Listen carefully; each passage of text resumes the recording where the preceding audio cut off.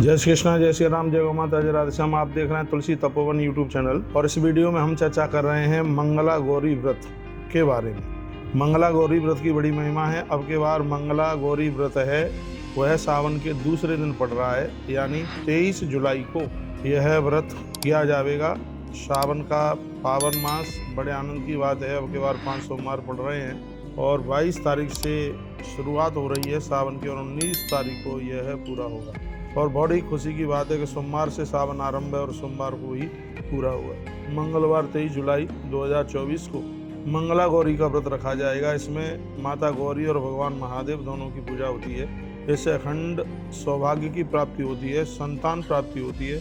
और सबसे बड़ी बात है कि इस व्रत के करने से माताएं अपने बच्चों की आयु बढ़ा देती हैं।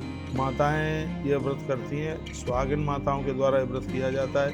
कुंवारी कन्याएं इस व्रत को करती हैं तो उससे उन्हें अच्छे घर और वर की प्राप्ति होती है, ऐसा वर्णन। मंगला गौरी का व्रत सुहागिन माताओं के लिए तो है ही, लेकिन यह बेटियों के लिए, कुंवारी कन्याओं के लिए भी यह उपवास बेहद खास है। मंगला गौरी व्रत को करने से जन्म पत्री का मंगल दोष भी बिल्कुल न्यून हो जाता है। पौराणिक कथाओं के अनुसार खास महत्व है माता पार्वती की इसमें अर्चना वंदना पूजा की जाती है, जिससे अखंड सौभाग्य का आशीर्वाद प्राप्त होता है, लंबी आयु मिलती है। ये इसकी बड़ी महिमा है। कुंडली में यदि मंगल बैठ गया 1, 4, 7, 8 में 12वें घर में जब उसकी उपस्थिति होती है तो उस समय ये ग्रह बहुत परेशान करता है और विशेष रूप से बेटियों की कुंडली में तो ज़्यादा दिक्कत देता है। इसलिए मैं तो बराबर कहता हूँ कि बेटियों को मंगला गौरी का व्रत जरूर करना चाहिए। इस महीने में, सावन के महीने में 4 मंगल पड़ रहे हैं और चारों मंगलवारों को आप व्रत करें।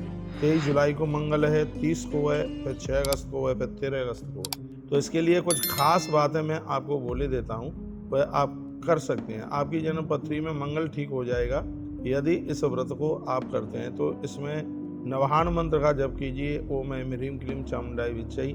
इसको आप कीजिएगा, बहुत आनंद हो जाएगा। मंगला गौरी व्रत के दिन भोर में थोड़ा जल्दी से जा करके नहा करके धुले हुए वस्त्र पहन करके एक पटा तैयार करें और उसके ऊपर एक कपड़ा बिछाएं। उसके ऊपर गौरी की प्रतिमा बिठाएं, भगवान महादेव को भी बिठा दें।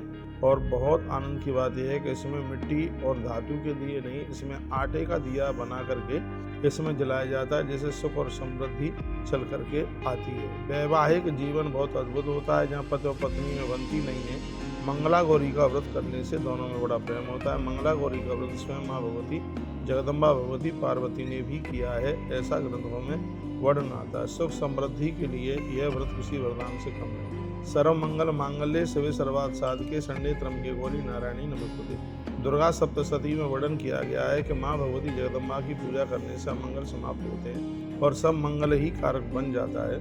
इतनी बड़ी ये महिमा है इसमें। तो जिन बेटियों की जन्म पत्री में यदि मंगल दोष है तो थोड़ा सा अनाज मटके में भर करके उसको बहती हुई नदी में उस घड़े को बहा दिया जाता है। इससे मंगल दोष बिल्कुल न्यून हो जाता है। एक बार फिर कहूँ, मंगला गौरी वाले दिन एक घड़ा लीजिए, थोड़ा सा उसमें अनाज रखिएगा, फिर उसको बहती हुई नदी में उस बिटिया के हाथ से उसको प्रवाहित करवा दें, बहा दें, तो इससे यह मंगल दोष बिल्कुल शांत हो जाएगा। इतनी बड़ी महिमा है। ये होता मंगला गौरी वाले दिन ही है, तो इस बात का भी ध्यान रखें। मैं फटाफट कथा सुना दूँ आपको।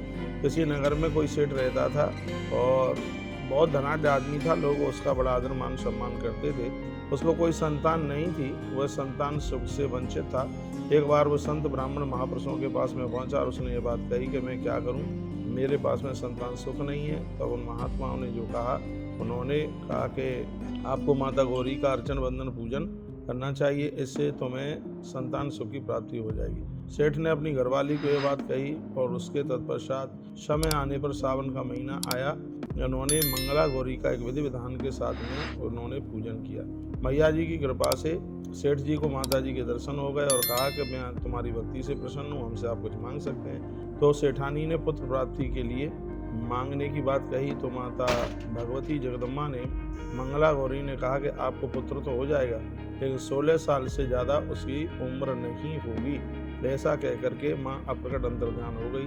सेठ के घर ने समय आने पर एक पुत्र का जन्म ले लिया सेठ के घर में। सेठ ने समय आने पर उसका नाम संस्कार कराया। जैसे जैसे पुत्र की उम्र बढ़ने लगी तो सेठ जी को और सेठानी को बड़ी चिंता होने लगी, क्योंकि 16 साल की उम्र में बच्चा समाप्त हो जाएगा, तो बहुत ज़्यादा परेशान होने लगे।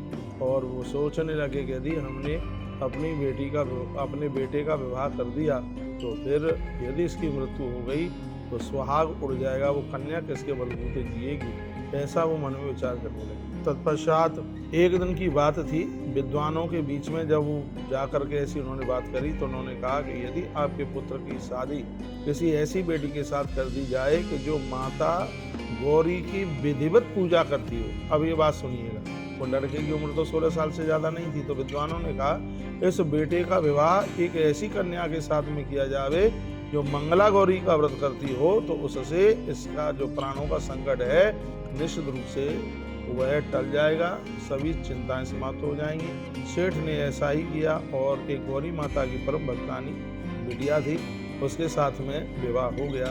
और जब 16 वर्ष का वो समय आया तो धीरे धीरे वो बड़ा होता रहा, वो समय नज़दीक आ रहा था और उसकी जो पत्नी थी वो पूर्व की तरह ही मैया जी की वो पूजा कर रही थी, माता गौरी की पूजा कर रही थी। और उसे अखंड सौभाग्यवती का मैया जी ने एक दिन वरदान दे दिया। अब सेठ और सेठानी पूर्णतः चिंता से मुक्त हो गए। ऐसे ही माता गौरी के चमत्कारिणी मैया की कृपा वो प्रभाव, जो मरने को था वो बच्चा फिर मंगला गौरी के व्रत के प्रभाव से वो लंबे वर्ष तक वह जीवन जिया। ये मंगला गौरी की महिमा है, ये उनकी व्रत कथा है। तो अविवाहित कन्याएं, विवाहित माता बहनें, आप इस मंगला गौरी के व्रत को कीजिएगा, जो कि 23 जुलाई को मंगला गौरी का व्रत है। बहुत बहुत धन्यवाद वीडियो पूरा सुनने के लिए। वीडियो को आगे के लिए भेजें। इन्हीं शब्दों के साथ जय माता दी, जय श्री कृष्ण, जय श्री राम, जय माता, जय राधे श्याम, हर हर महादेव, घर घर महादेव।